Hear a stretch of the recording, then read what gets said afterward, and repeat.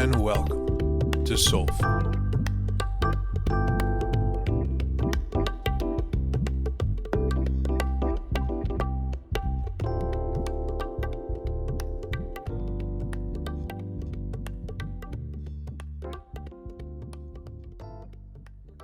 All right.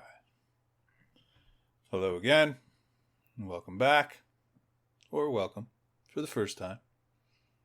My name is Drew, and this is Soulful. And in full transparency, I'm feeling pretty meh right now. Yeah, pretty blah. Like I'd probably rather be doing something else, but I'm here, and we're going to do it. Because I made a promise to y'all and to myself that I would show up authentically, honestly, as all of me. And this kind of melancholic crankiness is definitely one of the seasons that I experience from time to time. And sometimes I can put my finger on it. Other times I can't. But these days, I need to understand it a little bit less, which also seems to make the experience a little less torturous. So, here I am, as I am. Yeah. And also with the awareness that when I feel like this, there are certain tendencies in behavior that are available or that will show up. So being mindful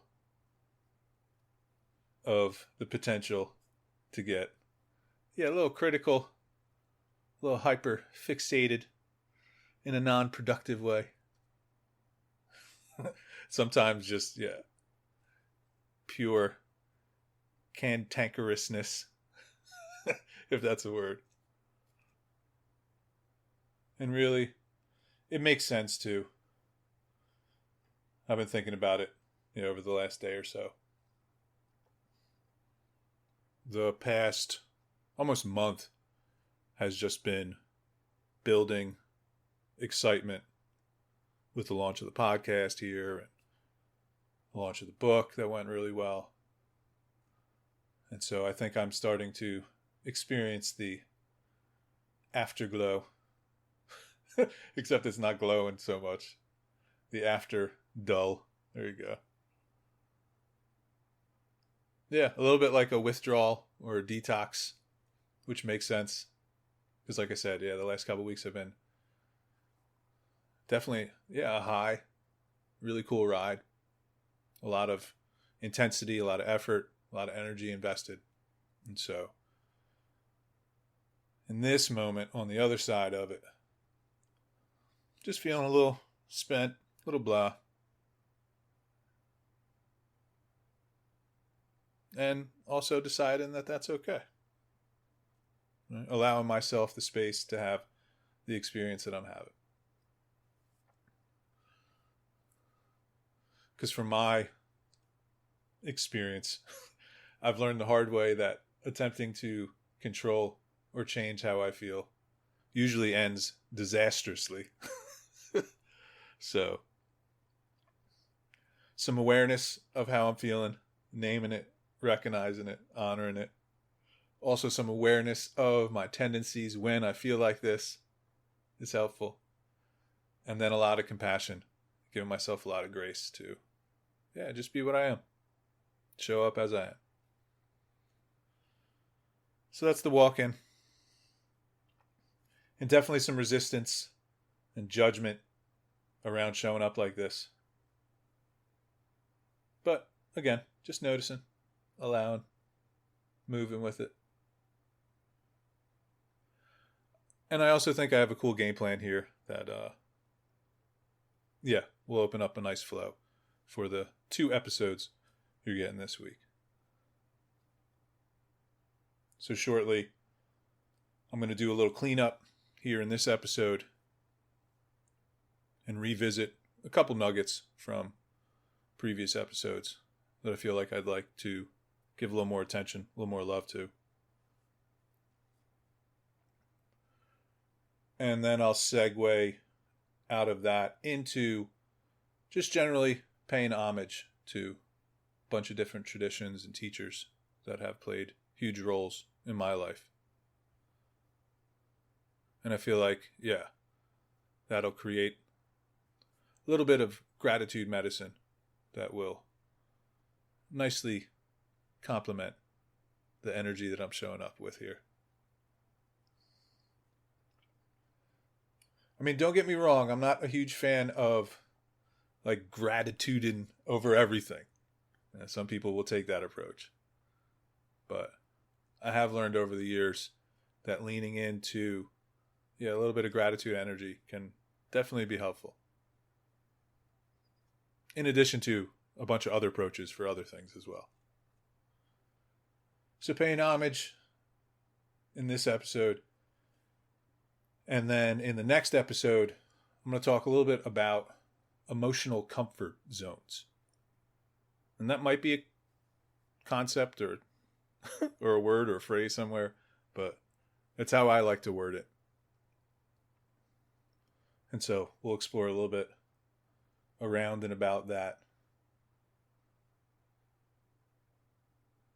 And I'll share a little bit personally too, related to the book launch and the book release and some of the feelings and some of the stuff I've noticed in myself.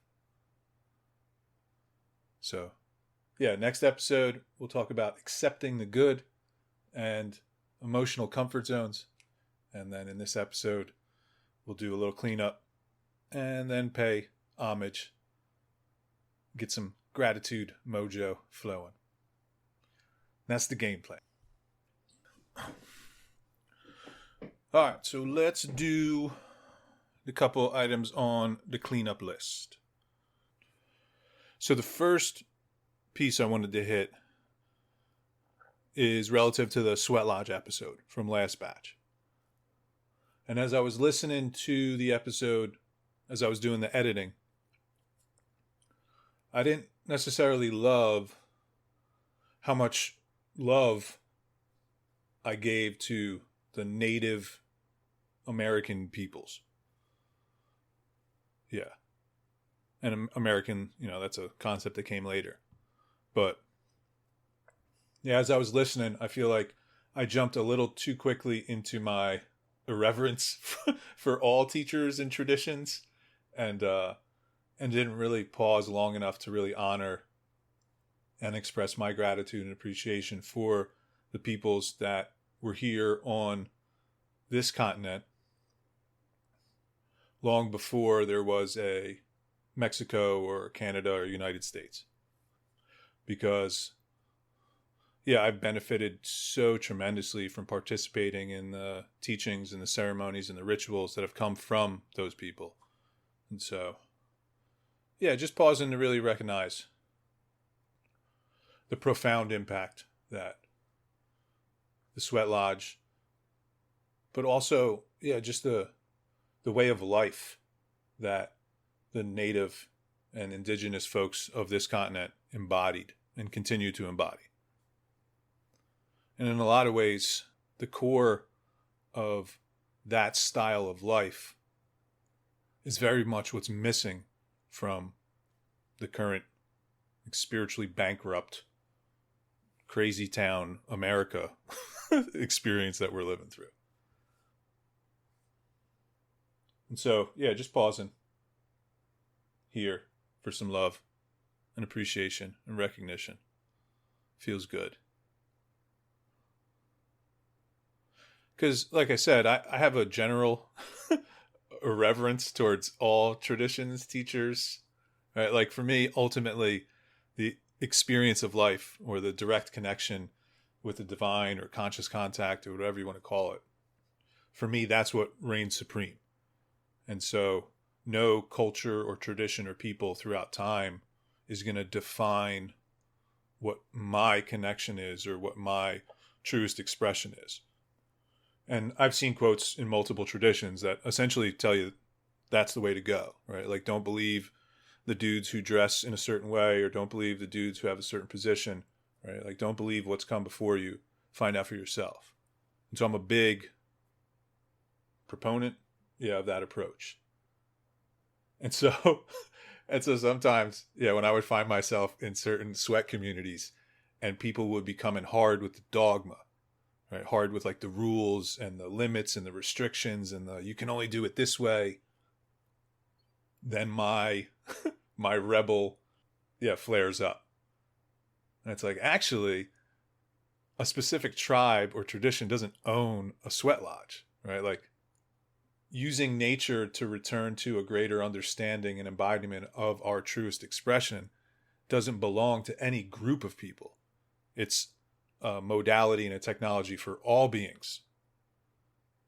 And so I felt like I went into that energy a little quick before pausing to really recognize how cool the teachings and the traditions have been that I've gotten to experience specifically through the native folks and the indigenous folks of this continent.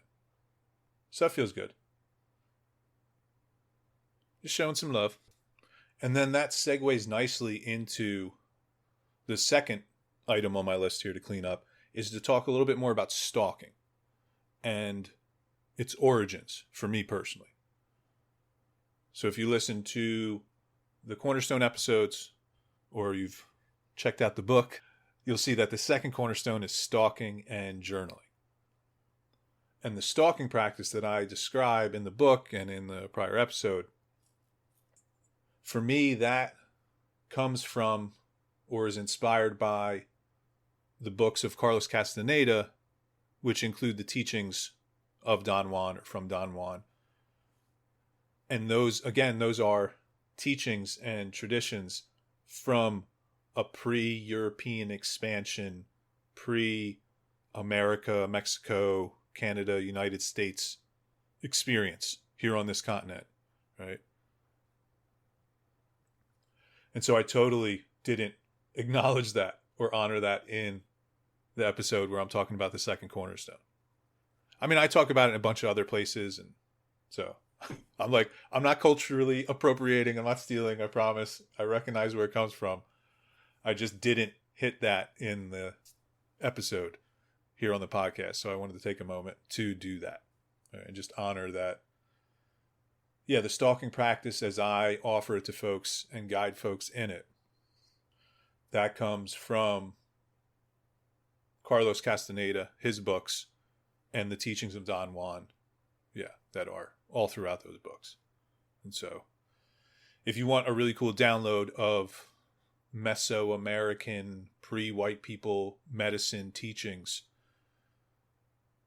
that's on the same wavelength, comes from kind of the same tradition as the Four Agreements, definitely check out Castaneda's books.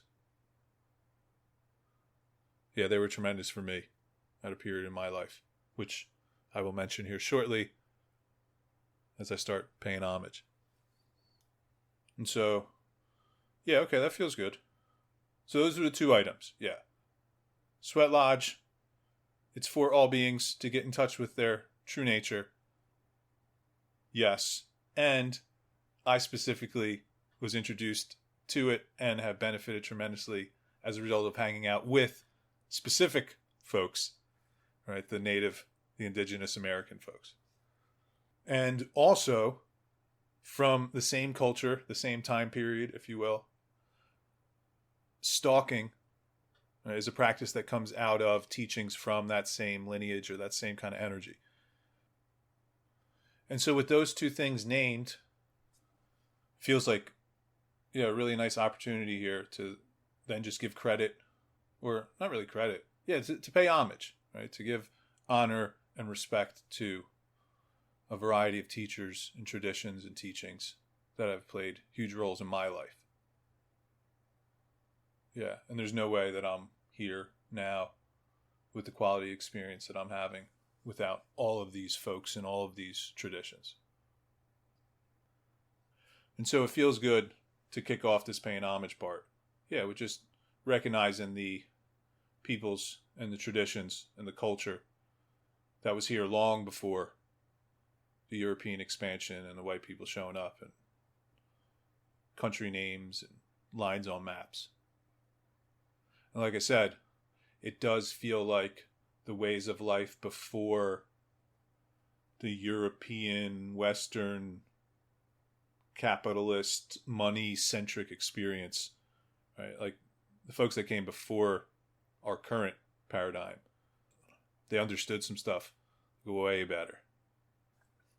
And I feel like those understandings and those teachings are absolutely medicine for the current paradigm and what we suffer from. Cool. And so as I'm looking at my own list here, it makes sense then that the first dude on the list for me is a psychosomatic therapist that I met when I was first getting clean, who introduced me to the Carlos Castaneda books. So thanks to Joe. Thank you, Joe. Lots of love, man. Yeah, I was introduced to the Castaneda books, which then opened the door for stalking and Don Juan's teachings, which also made me super ripe, I think, for then connecting with other native and indigenous teachings on this continent and on other continents that I've been to. Yeah, there was just like a whole version of the world that was here before the current one. And we've lost a lot of it, and it shows. Anywho, shout out to Joe. Yeah, he was the first therapist that I was ready for. I was definitely sent to several therapists before that, but I was never ready. And then after I got cracked open at the end of active addiction, then he was the first dude I connected with. And it was such a wonderful resonance there. His approach was psychosomatic, so it was as much about listening to the mind as it was listening to the body, right? And the connection between them, which was cool because I wasn't really digging the sit on a couch and talk about my stuff. I need something a little more weird or eclectic, and Joe brought that with his approach, which was also super, super effective. And and if you're not in touch with how much the body factors into our experience, especially when it comes to trauma, definitely check out some of the research, check out some of the books that are out there, because it's well supported now, right? That this is a mind, body, spirit thing.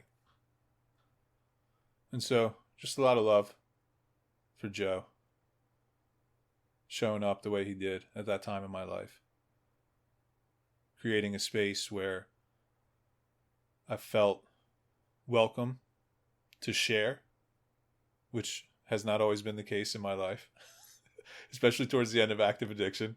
I wasn't really welcome anywhere, let alone welcome to, take up space. Yeah, but he provided such a welcoming space and would listen to my theories and ideas and then met me where I was at, gave me the Castaneda books. We talked about Buddhism. We talked about psychedelics. And it created a environment that felt safe and supportive. And I was able to open up and then receive as well. And so then when he would make suggestions or offer something to me, I was open to it.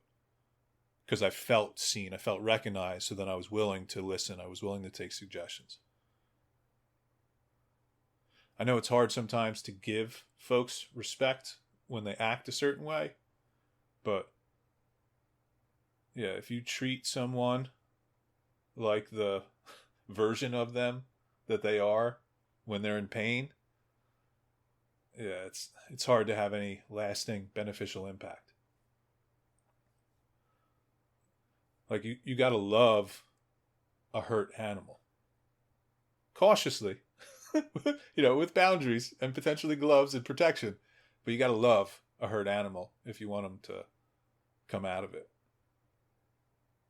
And Joe provided a space, that was open and loving and supportive. And I blossomed there. So lots of love. And then that relationship with Joe opened multiple other doors. So one of them was that like, oh yeah, I think I want to help people too. And so that became going to school and becoming a counselor later. And I'll go into that a little bit later. He also opened the door, though, for me to go to Omega for the first time. And so if you're not familiar with the Omega Institute for Holistic Studies, it's in Rhinebeck, New York. And it's a retreat center that puts on a lot of cool workshops, a lot of cool events and conferences. And it's been doing that for 20, 30 years now, maybe. And so Joe was doing workshops at Omega, and he suggested that I check out their volunteer program to like work at the retreat center. And so I did a little homework, and I've shared about this before. I had the world's worst job my first summer of recovery, so I was willing to not go back to that. And so my second summer in recovery, I went to the Omega Institute for the first time and spent 2 months there. And yeah, and that was my like spiritual coming out party for sure. And I got introduced to yoga and formal meditation and energy healing and chakras and raw vegan food and like it was a whole bunch of stuff that this knucklehead from New Jersey had never experienced before. So we'll give out some specific shout outs as well. There was a gentleman there named Howard. What's up, Howard? Love you, bud. And his whole thing was facilitating experiences, especially with an approach that was more play oriented. And that was like the weirdest thing to me conceptually, but it felt so good to just hang out with people where the intention was, hey, let's play. Because I didn't come from that. Like playing was horsing around or screwing around or at somebody else's expense or running away from cops. Like I had never experienced a space where, it was like, hey, let's play. Let's meet here in a playful, curious, compassionate, inquisitive way. And so that was super cool. That was a beautiful experience. I also took my first yoga class with Cheryl. Hey, Cheryl, love you. Funny story. So I judged yoga forever. Like that's for chicks or not for me or, whatever, old ladies or la la la, As I kicked off the episode with, I can trend judgmental very quickly. But yeah, I had never done a yoga class. And then we were supposed to play basketball that day and it rained. And so basketball got canceled and I was hanging out with a buddy and he was talking to a young lady. And so she said, hey, why don't you come to yoga? And he's like, okay. And I was there and I'm like, all right, fine. I'm like, I'll go do yoga. I'll go show them how to do yoga. Right? Never took a class before ever, but I was about to show people. And so, yeah, and it was cool because Cheryl saw the energy I was coming in with and she met me there. So she's teaching the class, but she's watching me do this like competitive yoga in the back. Right? And I'm there, I'm like looking at everybody else. I'm like, oh, I can go deeper in this thing. Oh, I can go longer in that thing. Oh, I can hold the one-handed thing.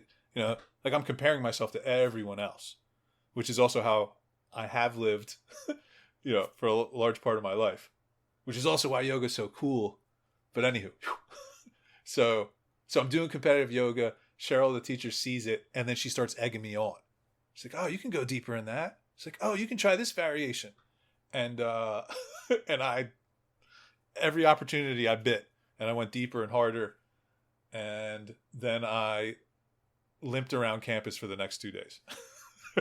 Right? Like she got me to go super hard, and I paid the price.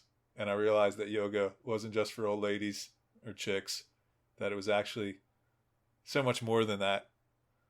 And also what I learned about myself, right? By observing how I participated in the yoga class. There were pointings there. I was like, ooh, okay. So like I can learn about myself in yoga and do stretching things that feel good if I don't push it too hard. So that was my introduction to yoga at Omega. Thanks, Cheryl. Love you. I also got to participate in, I guess I would call it like psychic development classes for the first time, but that's not what they were called there. With this amazing woman, Kathy. Hey, Kathy, love you. And she was gifted in ways that I wanted to judge, but I couldn't deny. Like she was just hip to energies in a way that I'd never seen before. And so it was so intriguing. And so I would, I feel like I bothered her that summer, but I would just go to all her classes and hang out and ask her questions and sometimes interrupt her lunch. But for me, like psychic, intuitive, sensitive, again, that was all fluffy, woo-woo, kind of like bullshit for housewives. But then the way that this woman read rooms and felt energy and could articulate things and could like anticipate things, it was a very like tangible psychic kind of thing. I don't know how to really to explain it, but for some reason, like I understood it. It was like, oh, okay, like psychic isn't just seeing dead people and reading your dreams. Like psychic energy is everywhere, or energy, or however we want to describe it. And there's a way to get in tune with it, get in touch with it, and develop our ability to access it or work with it. And so that was super awesome. Again, love you. Thank you, Kathy. And then one more little love stop here for within the Omega bubble is also for Ram Dass, who was a founding member and played an instrumental role in the beginning of the Omega Institute. And if you're not familiar with Ram Dass, I would strongly, strongly suggest that you get in touch with this dude and his teachings. He's left the body, but his teachings are everywhere and accessible and fun. As he describes himself, he's just like a neurotic, bisexual New Yorker. And but he also had this tremendous life where he was a Harvard professor and he went on the LSD journey early with Timothy Leary. And then after that, he went to India and met his guru and went on the spiritual trip and then came back and brought the teachings with him. Yeah. And really, Ram Dass deserves his whole own episode too.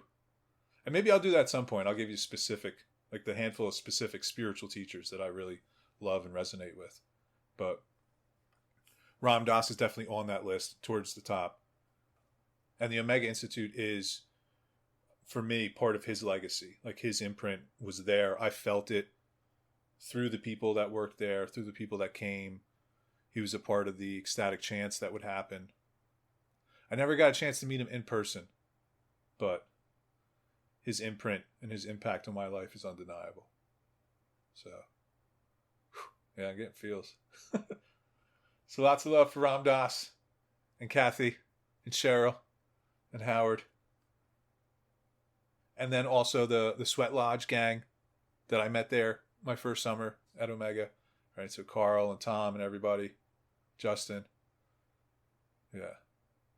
And I gave them a lot of love in the Sweat Lodge episode, so I won't go too deep here, but I got introduced to the Red Road, to Native and Indigenous teachings there at Omega that first summer. And I also got introduced to the Vipassana meditation tradition, the Goenka flavored Vipassana. There's a couple different groups, but for me specifically, it's Goenka. Love me some Goenka.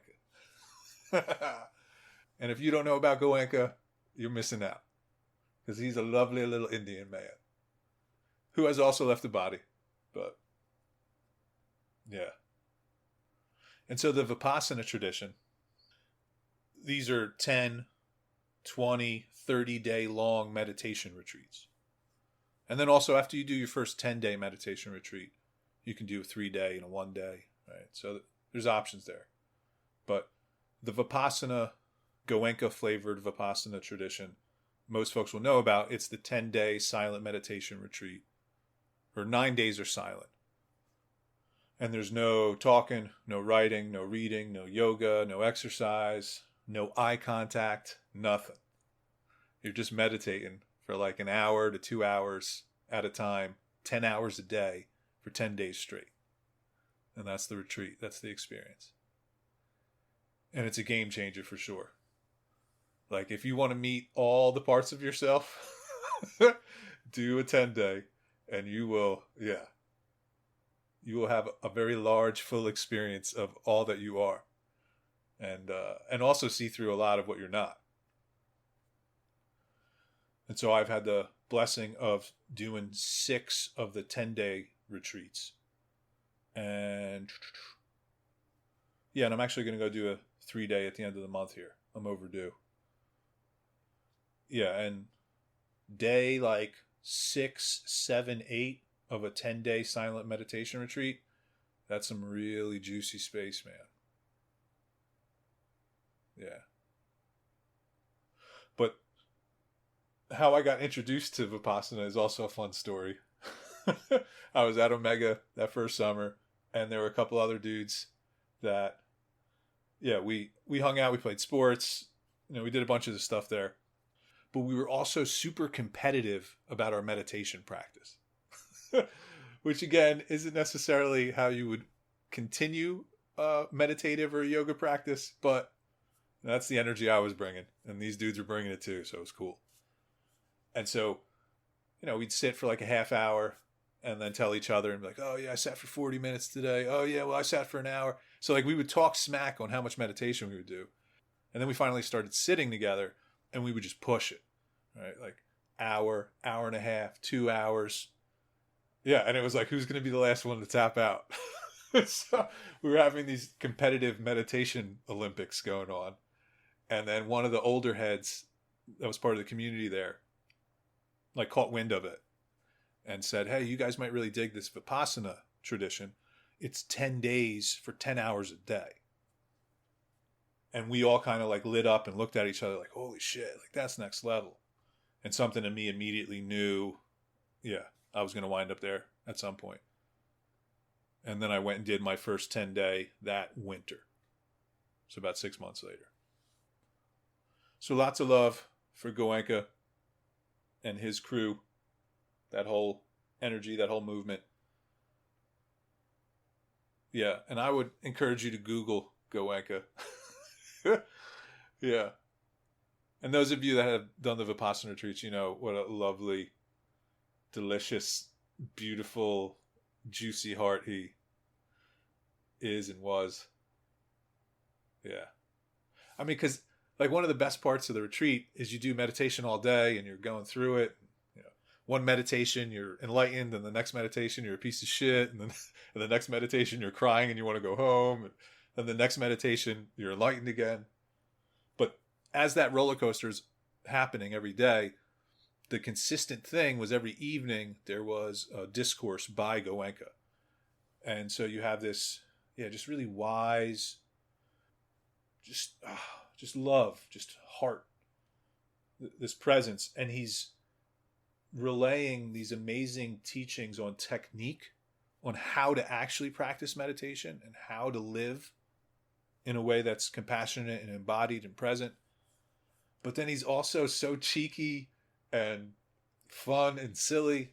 And he's just like meditation grandpa. Yeah, that's a good way to describe him. Yeah.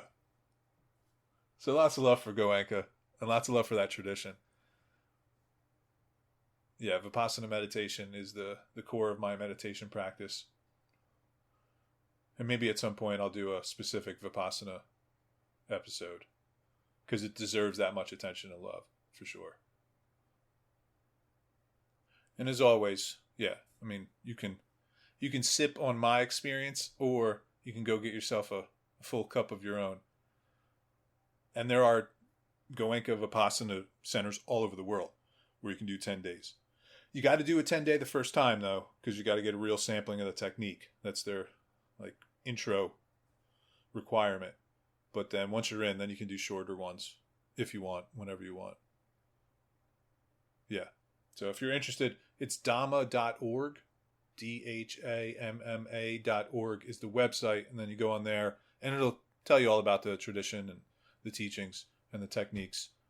And then also give you the opportunity to check out where there is a center near you and where you can go get your own dose of the Dhamma. So, all right. That's the end of that commercial. It's such a cool organization, though. It's run totally on donations. And for me, that's a clear indication when there's really good medicine, is when something runs on donation. Because essentially you're trusting the universe to sustain. And the universe will take care of itself if it's something cool. And so that's a lot of trust and a lot of faith, and things that sustain that are donation-based, to me, yeah, they're kind of shining examples of being in alignment with the whole experience. And so Vipassana is like that. And so are 12-step programs or 12-step fellowships. Well, use whatever word you want. But yeah. And that makes for a nice segue, because I also want to give a lot of love to the 12-step peoples and the programs and the fellowships, to the mothership of Alcoholics Anonymous, which then spawned a whole bunch of wonderful little 12-step babies. Yeah. And the folks that were there at the beginning. And I won't give you a whole history of AA and 12 steps here, but it's available if you want to find it online. Yeah, there were some dudes that kind of realized, shit, man, we need a spiritual answer for this spiritual problem. And the 12 steps were born out of that kind of energy. And they've become whatever they've become at this point in time for a lot of different people. And there's a lot of beliefs and judgments that come from experience or lack of experience. And everybody's entitled, right, to our own opinions. For me, though, the medicine that is in the 12 steps themselves, right, like that process or that technology, when we invest ourselves in the 12 steps as a process, what it makes possible, yeah, is amazing, amazing. And there's no way that I'm sitting here living the way I am without that technology. And the amazing folks who were living it when I showed up, that scooped me up. Because I have come across a lot of people who dipped their toe in the 12-step pool, but didn't find the right people right away. And so then they go elsewhere, or they have bad experiences. But that was not the case for me. Like, I dipped my toe in that pool and was immediately met with amazing predecessors and mentors, and then also a group of 20-nothings that were just as hungry as I was for a new way of life. And so I had like instant community and instant mentors, and then instant teachings, which is the triple gem if you're Buddhist flavored. Yeah.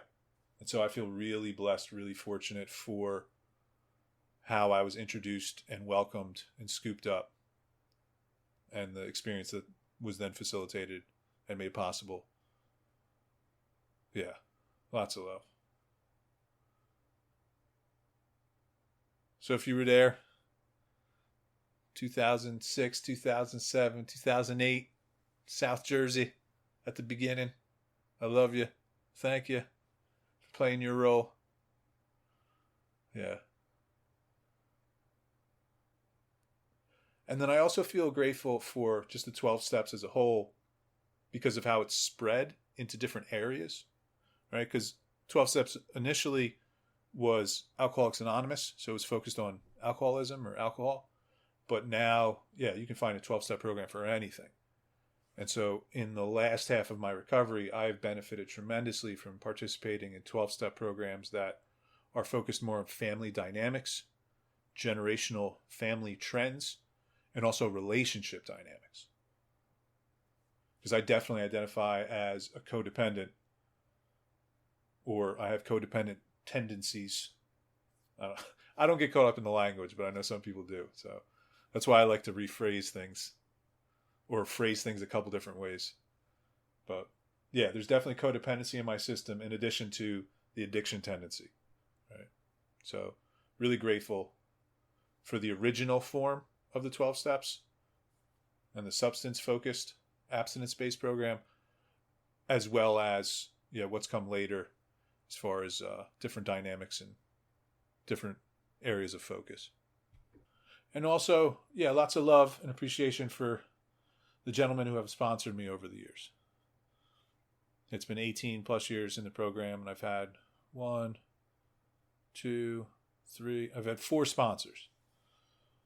And each of these guys was beautiful and perfect for the time, for my stage and development of growth and what they made possible.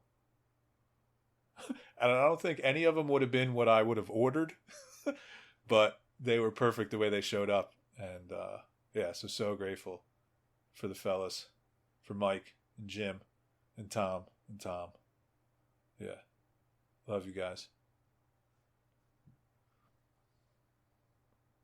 And then this makes for a spicy transition, but I love it. Yeah. The next teacher on the list for me here is ayahuasca. Right? So it's a plant medicine, which I know for some of y'all might not compute, and that's okay. If you're in a recovery approach that's abstinence-based and this is all heresy, that's cool, man. Like, just do you. Honor your soul. Listen to the folks that love you. But for me, my recovery and healing journey took me to the jungle. And actually in ceremony is where I had my only guru recognition moment. And I had read about a moment where you realize, oh, this person's my teacher. Oh, this is my guru. And, people fall at the feet of their masters. And I never had that. There was never a human being that I met that I felt like was my ultimate spiritual teacher. I've had lots of beautiful mentors and guides and teachers in specific areas of my life, but I had never met the teacher, if you will, until I went to the jungle. And ayahuasca, she's who I want to be when I grow up. Yeah, just such a loving, transcendent presence and energy, full of healing and lessons and learning. And so ayahuasca made a depth of healing and learning possible that I hadn't even touched in almost 9 years of 12-step program participation and 4 years of therapy. Aya just took me to a whole other level. I was prepared through therapy and the 12 steps and yoga and meditation to then be ready for Aya when she called. And so I very much in touch with the beauty and the divine order of things. That again isn't how I would have drawn it up, but was perfect. Yeah. And the guru moment, I'm in ceremony. Maybe it's my 5th, 6th, 7th ceremony. I don't know. But I had been in the jungle for a couple weeks at that point and had gotten familiar with the medicine and had a couple ceremonies under my belt. And I remember coming to the spirit of ayahuasca. And and it was just this realization. It wasn't a figuring out, it was a recognition of oh, this is my teacher. This is why I haven't found you anywhere on the earth plane or in people. It's oh, because you've been here, right? In this wavelength or on this plane or, however you want to understand it. And so there was that, just full-hearted recognition, devotion, love, humbling. And so I fell in the vision, I fell to ayahuasca's feet. And it was so cool, man. Because then, I fell to her feet, and then she fell to my feet. She then returned the recognition. And I thought it was weird for a moment. I'm wait, hold on. You're the teacher. I'm the student. I'm coming to learn from you. But then what clicked right afterwards was I was coming to recognize the teacher in Aya which was helping me remember myself. And then as I stepped into the I am, or the whatever I am, right, I then bowed to that, which it was just such a cool experience to then realize it's like, oh yeah, like the core of what I am is the teacher or source or, whatever. And I'm not talking about the Drew trip guy. I'm talking about the awareness, the consciousness, the presence that is. And so, yeah, in the recognition of I as guru, then the guru recognized my true self as guru. It was just, yeah. Anywho, I hope that comes through somewhat clear and intelligible. But there'll definitely be some ayahuasca episodes down the road. So lots of love for ayahuasca. And then she opened the door for a relationship with San Pedro, which is another medicine, and then also Iboga, which is another medicine. And so all three of those plant medicines or healers or teachers, whatever you want to call them, have then, opened me up in really cool ways. I like to call hanging out with these kind of teachers the cosmic classroom. There's a lot of learning, a lot of deep healing that goes on in the cosmic classrooms of these plant teachers. And so lots of love, lots of gratitude. All right. And so now let's take a beat and bring it back to the earthly plane.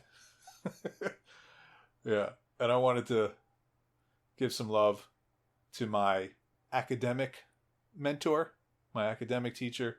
Love you, DJ. Thank you, man, so much. Yeah, my time with Joe, as I said before, the first psychosomatic therapist I hung out with, that made me realize that I wanted to help people in a similar fashion. And so then with about 2 years, a little less than 2 years clean, I went back to school. And I did my first semester at a community college, and then I transferred to a university the second semester. And literally the first teacher I had for abnormal psychology turned out to be the dude who would be my mentor for the next decade. And so again, just beautiful timing, beautifully orchestrated, divinely orchestrated, if you will. And DJ was, much more than just a teacher for me. He scooped me up. He pulled me into his research lab that had a family vibe to it. I got invited to play softball with him and some of the other professors. And so at a time in my life where I was leaving behind the addiction energy, and I was really in need of new family and new community, he provided mentorship and guidance for me to follow purpose, to help others, and then also provided community and support, all together in one shot. And so I'll be forever grateful for that at that point in my life. It was so tremendous. All right, let me pause and do a time check here. Oh, okay. I've been talking about some stuff. Well, there's only a couple left on the list, so I'll wrap it up, and then we'll conclude here shortly. Thanks for riding the ride. And I do feel better than I did when I started. Yeah. And so last bits of love here for my parents and also my grandfather, my mom's dad. He played a pretty big role in my early years. And so they were definitely teachers. So lots of love for all the support and the guidance and the lessons that were given out of love and the lessons that I have earned over the years unpacking. Yeah. Again, I've definitely had my shaky periods with the family, but the support, the love, has always been undeniable. And so it's nice to know that even if poop is hitting the fan, you still got people in your corner. And it goes a long way. Yeah. And then, I got a couple other spiritual teachers here, but I think I'm going to leave that for another episode. But I'll mention them, just put them on your radar. So there's a dude named Muji. who's a super cool teacher, and he's alive. He's in body right now doing his thing. And you can see his stuff all over the interwebs. And then Muji is part of a lineage that then goes to a guy named Ramana Maharshi, who was an Indian sage, saint, whatever you want to call him. And he's also out of body for a while now. But his teachings are super cool as well. And I have felt just an affinity for his energy since I was first introduced. And I don't even know the first time he popped on the radar. But yeah, Maharshi and then into Muji, that's like a whole vein of awareness of a particular flavor. So super grateful for that lineage, for those teachings. And that's also the spot that I visit in India a lot. Yeah. Tiruvannamalai in southwestern, really like central western, or central eastern, India. It's one of my favorite spots on the planet, specifically near the ashram or the meditation center that Ramana Maharshi lived at and taught from for his entire, or most of his incarnation. So shout out to Muj and Ramana. Yeah. And then life itself too. Because, yeah, life is the teacher and the student. We are all the teacher and the student as a manifestation of life, right? And life does take on a different quality when we realize that we're here to learn and grow. You know, there's a different kind of understanding that's made possible. I'm not always super grateful for existing, at least on this plane, you know, on this planet at this time. But there's definitely a profound respect and appreciation and gratitude for all of the beings and traditions and teachings that have helped me navigate, that have opened me up and guided me and taught me how to live on this plane in these shenanigans. So that feels good. I've reached the end of my list. As I stated before, I feel better. Telling some stories, feeling some gratitude and some love for some people that, yeah, changed my life, touched me deeply. Yeah, might be a cool practice, cool thing to try out, little thought experiment. You know, just run through your life, all your big teachers, feel into the connections and the learnings. Anywho, I'm over the time limit, so I will wrap this up, bring this to a conclusion. And if you'd like to, tune in for the next episode where I'll be talking about emotional comfort zones and accepting the good. But if you got other things to do, I dig it. It's a big world. It's also very small with lots of things happening. So be gentle with yourself. Be kind with yourself and others. As always, thanks for listening. Thanks for tuning in. Really appreciate the love and support. And I will see y'all a little further down the road.